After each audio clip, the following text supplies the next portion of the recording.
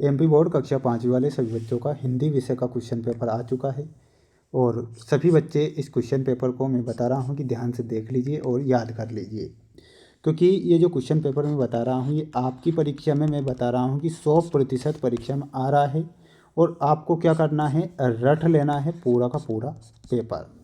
जितने भी बच्चे वीडियो को देख रहे हैं तो प्यारे बच्चों, आप जानते हैं कि 4 सब्जेक्ट हैं। कितने सब्जेक्ट आपकी है?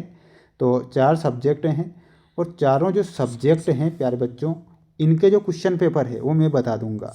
इसके बाद आपका कौन सा पेपर होगा, गणित विषय का पेपर होगा। तो गणित विषय का भी पेपर बता दूंगा, ईवीएस का पेपर बता दूंगा और अंग्रेजी का। प्यारे बच्चों, पूरा पेपर देख लो और क्या कर लो, इसे याद कर लो। एक भी प्रश्न यहाँ से आपकी परीक्षा में बाहर नहीं जाएंगे।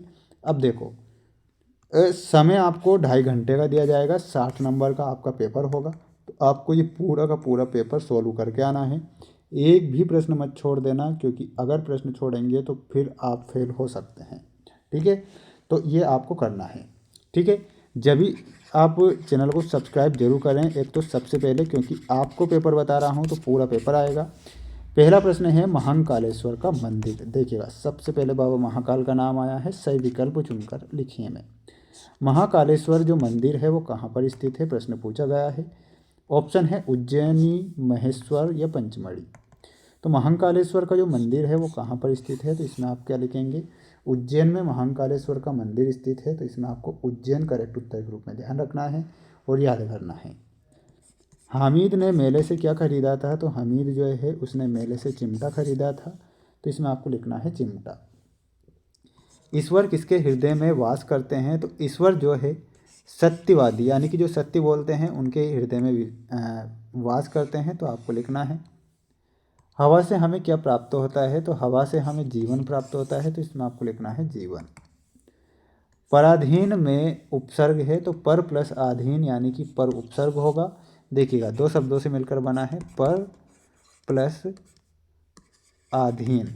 ठीक है, तो पर प्लस आधीन शब्द से पराधीन बनता है। तो इसमें आपको पर उपसर्ग निकालना है और ये उपसर्ग है और ये मूल शब्द है, ये आपको ध्यान रखना है।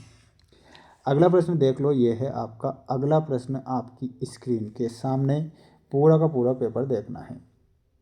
रावण के पुत्र का क्या नाम था, तो रावण का जो पुत्र था उसका नाम था मेघनाद। क्या नाम था, मेघनाद। भारत भूमि कभी से खाली नहीं है, तो भारत भूमि जो है कभी वीरों से खाली नहीं रही है। तो इसमें आपको लिखना है वीरों से। मेरा नया बचपन की लेखिका कौन है, तो मेरा नया बचपन की जो लेखिका है वो है सुभद्रा कुमारी चौहान। कौन है, सुभद्रा कुमारी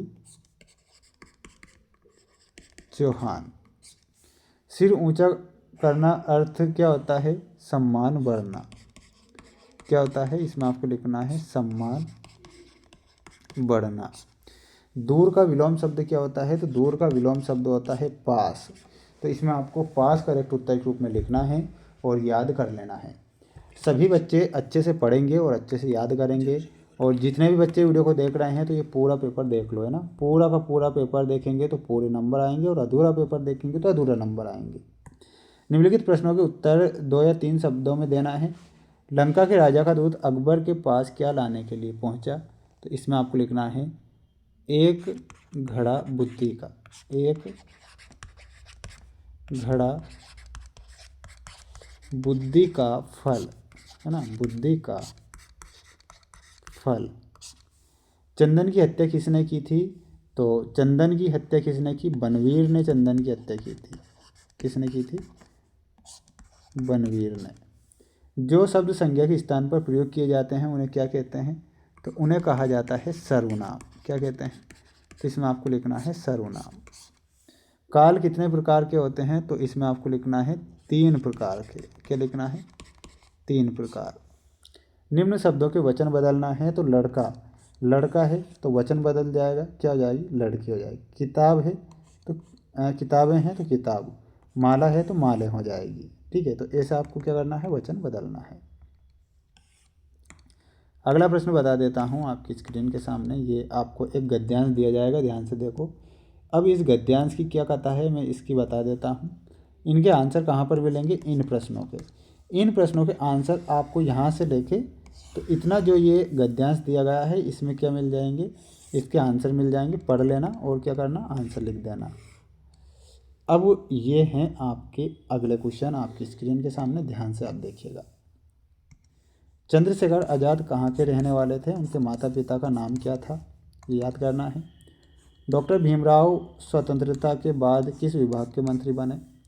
डॉक्टर कलाम ने सफलता प्राप्त करने के क्या गुण बताए और सेना किस प्रकार देश की सेवा करती है। तो ये आपको क्या करना है, अपनी फेयर कॉपी से याद कर लेना है।